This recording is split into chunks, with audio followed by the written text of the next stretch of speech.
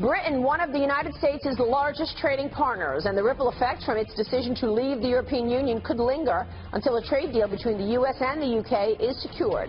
My next guest believes the problem extends beyond the British exit. Virginia Senator Mark Warner joins us right now. Senator, good to have you on the program. Thanks so much for joining us.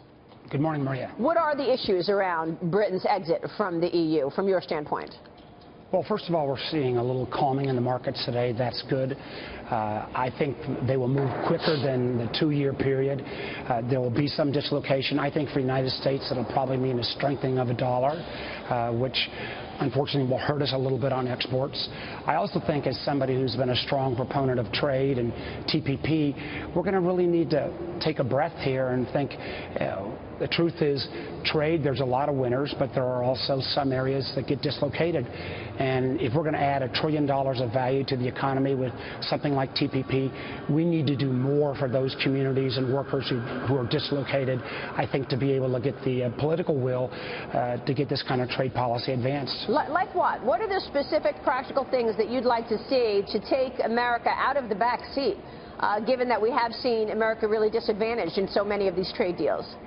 Well, again, I think the data may say otherwise, but the data, as we saw on Brexit, all the experts in the world, if you've got a community where a single employer shut down and people are put out of work, let me give you 3 specific things. One, I believe with, again, this much value, the fact that we've got a Trade Assistance Act that was less than 1% of the value of increased trade going to displaced workers, it needs to be reimagined in a way that is much more forward-leaning, trains people for jobs that actually exist.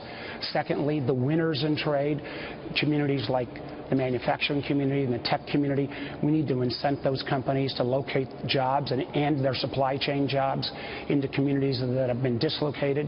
3, I think, might give us a chance to revisit a major infrastructure investment, again, put people back to work.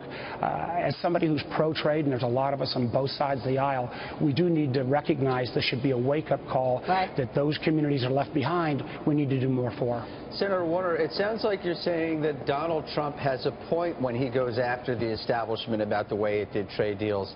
That while trade might be a good thing, you're saying a lot of Americans were left behind. Do you think that Trump does have a point that we haven't managed the whole opening of trade properly as a country?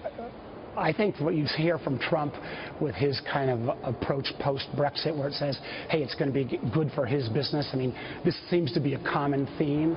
He clearly is playing on some anger out there. You've got Secretary Clinton also against the current TPP. The big thing is the benefits of trade disproportionately fall in metropolitan areas, disproportionately fall for folks who've done better. The communities that get hurt are often small-town communities, rural communities. In many ways, you look at the vote in Brexit, those communities in England that have been left behind, clearly all on leave. A place like London that benefited from globalization and trade, clearly with Remain. I think we need to think through that same kind of equation here in the United States. Yeah, just to be clear, I don't think Trump said that Brexit is good for his business. I didn't hear him say that. He said, well, listen, he said it's going to help his, the pound going down, more people. He said the pound going down, respectfully, he said the pound going down is going to help his golf course. That says all about Trump, all about himself. It's the theme he has on everything he says. Senator, to be clear, though, he was stating fact. I mean, a weaker pound is going to decrease the cost of their goods and services that they export, and historically that is what happens.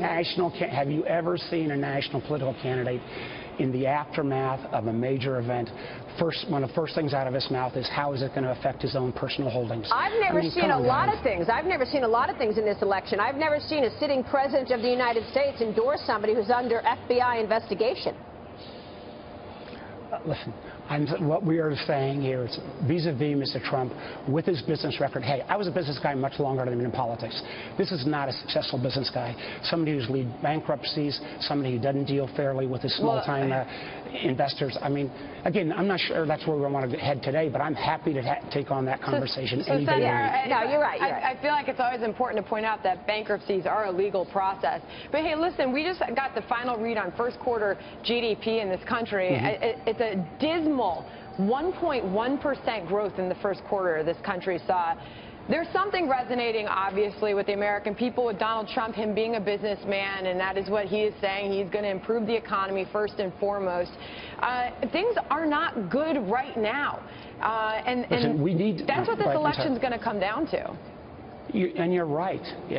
And the challenge is we've got to do better. And I think part of that means how do we make sure that everybody wins from a globalized economy that net adds value. But let's look as well at what Mr. Trump has put forward. He's put forward an economic plan right now that the Committee for a Responsible Federal Budget, respected bipartisan entity, said his plan will add $11 trillion to the debt. As somebody who's obsessed about the debt and deficit, blames both sides, that we've got to take on entitlement reform and tax reform, his economic plan would be a disaster for our country.